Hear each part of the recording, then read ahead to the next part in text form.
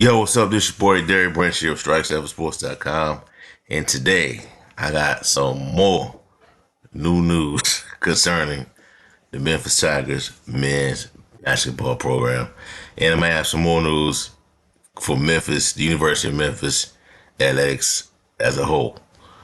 But as always, man, when is the Memphis off season gonna end, bro? Because this stuff has just been going on and on and on and on. You know what I'm saying, with this program, bro? Because news just be popping on left and right every day. There's a new rumor that comes out, a new story, another prospect, a player defecting, everything. But today, I know this was coming down the pipe from a few days now that this was gonna happen. You can't say anything about it, but Memphis added Jaykwon Walton to the program. Who is Jaykwon Walton? He played with Wichita State last season. If you recall, played with Wichita State last season. Played at was projected to play, was supposed to play at Alabama, but got in trouble. Marijuana possession didn't work out. They parted ways with it. But he was the Shockers' leading scorer last season with over 13.9 points per game, average 5.3 rebounds per game.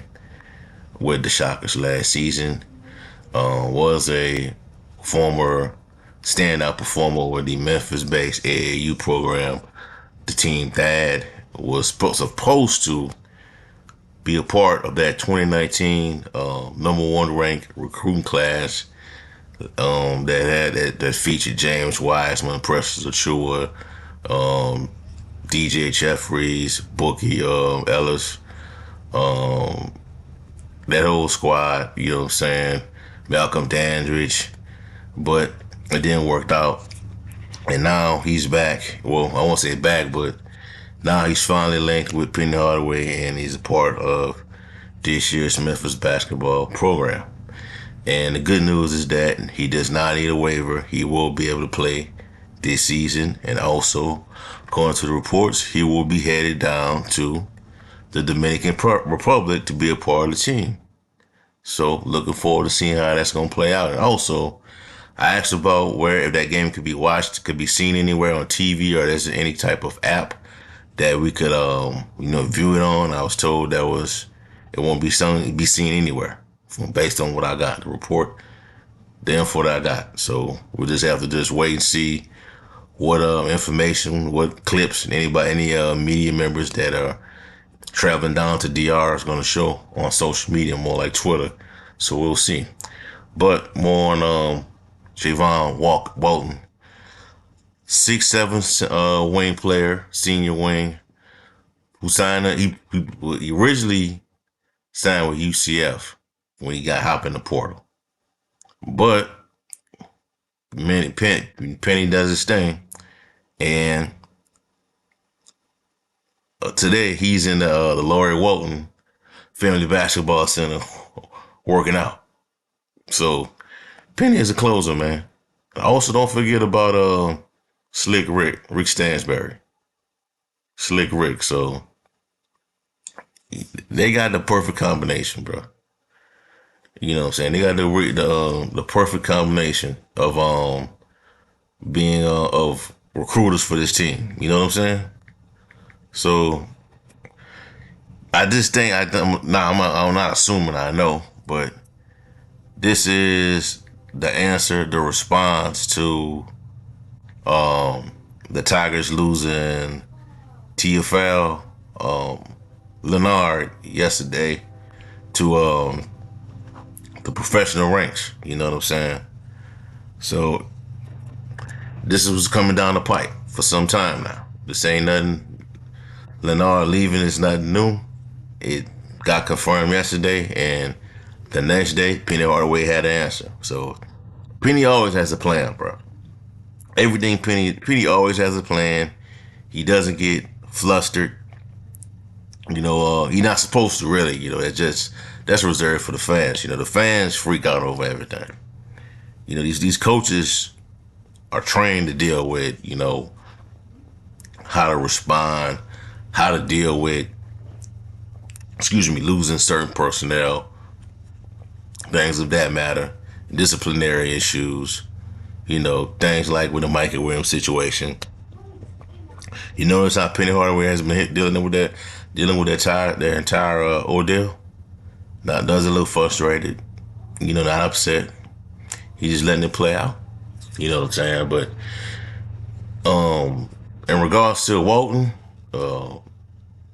I hope this could be another player that can possibly be that third option for Memphis as a scoring option next season.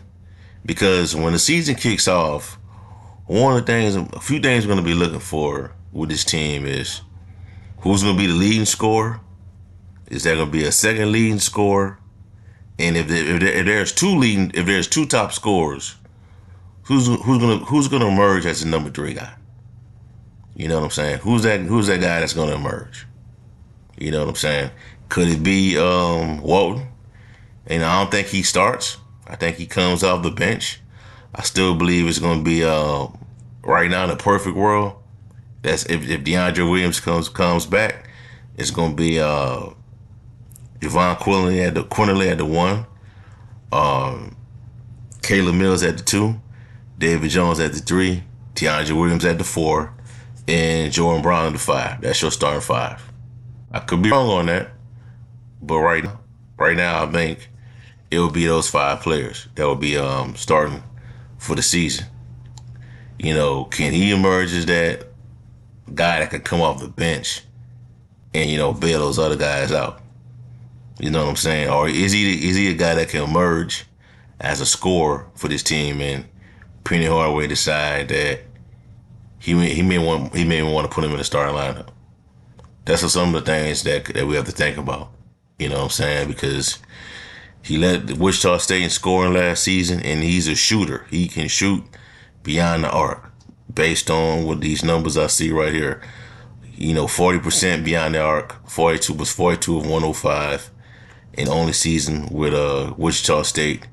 Also connected 63.1% of his 2-point field goal attempts, best in the AAC last season. Against Memphis, he averaged 14.5 points per game, 3.5 assists, and 3-point rebounds in 37 minutes. It was 11 for 16 from the floor, 2 of 6 from 3-point line, 3-point range, and 5 of 6 at the free throw line. So he is a scorer. He can shoot the ball from deep. Now, I don't know if he is the but the defensive specialist that the Tigers are losing to Tafal Leonard, but we'll see. You know what I'm saying? But he has something that the Tigers lacked last season, hopefully. A shooter, a 3-point shooter. You know what I'm saying? So you got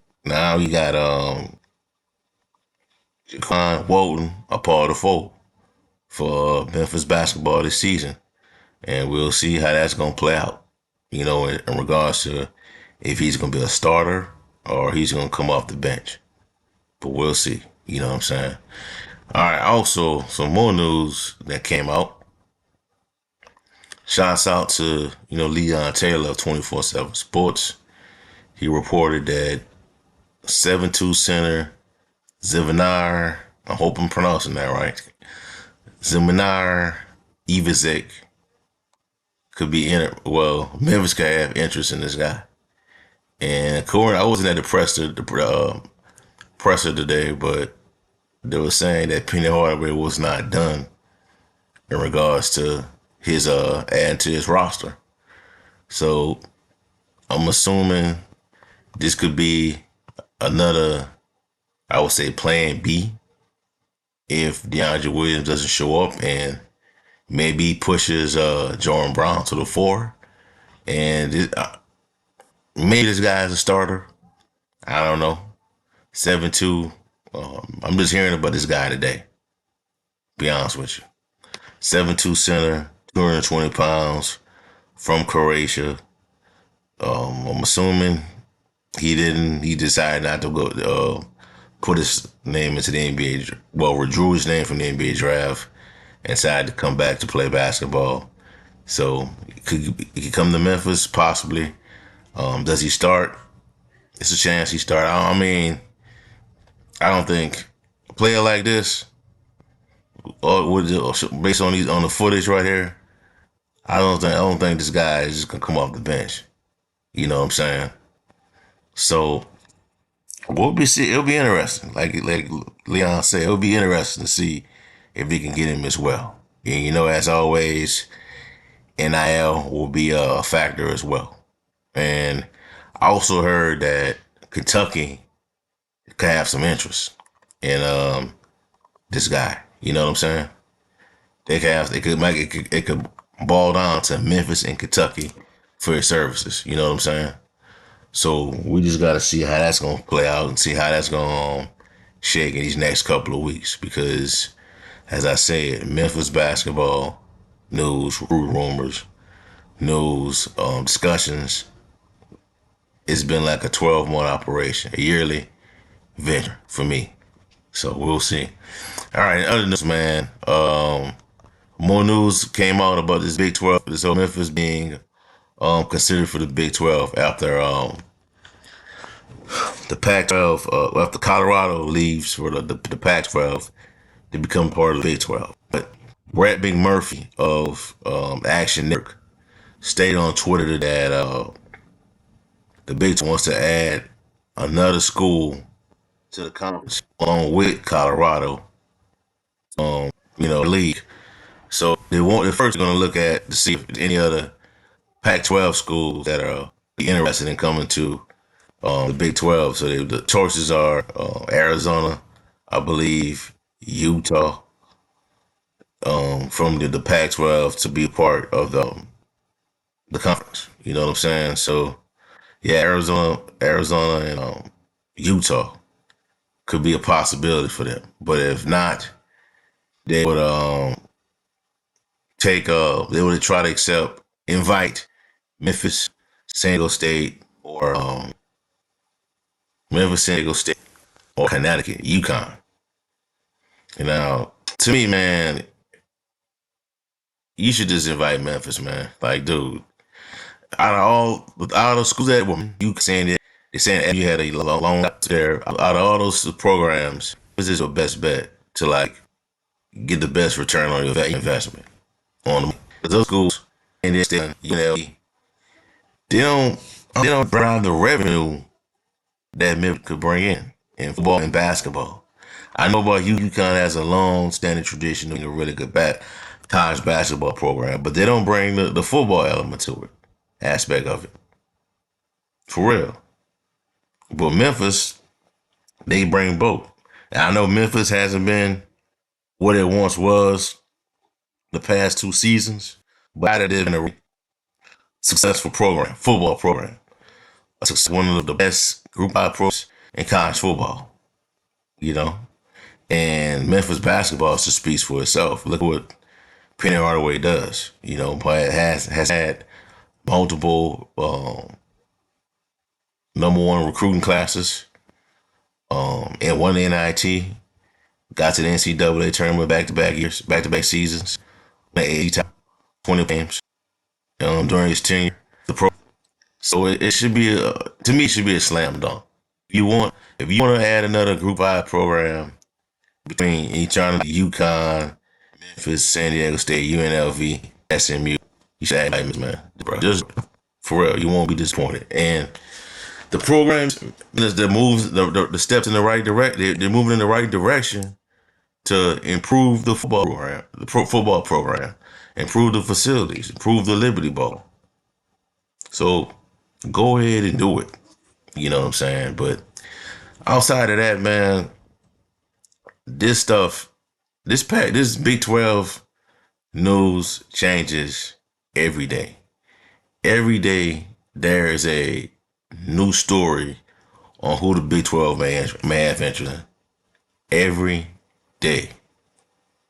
I won't be surprised if it's another program tomorrow. Tomorrow it might be Tulane. You know what I'm saying? It might be Tulane. It might be Boise State. Who knows, man? All I know is, to me, Memphis needs to just prepare themselves for all scenarios. Put themselves in the best situation to succeed at the next level. If you stay in the if you remain in the AAC, become the best program outside of the Power Five. And that way you can get that, I believe it's an at-large bid for the CFP when the 12-team format starts up, which I believe is next year, if I'm not mistaken. Next year or year after next.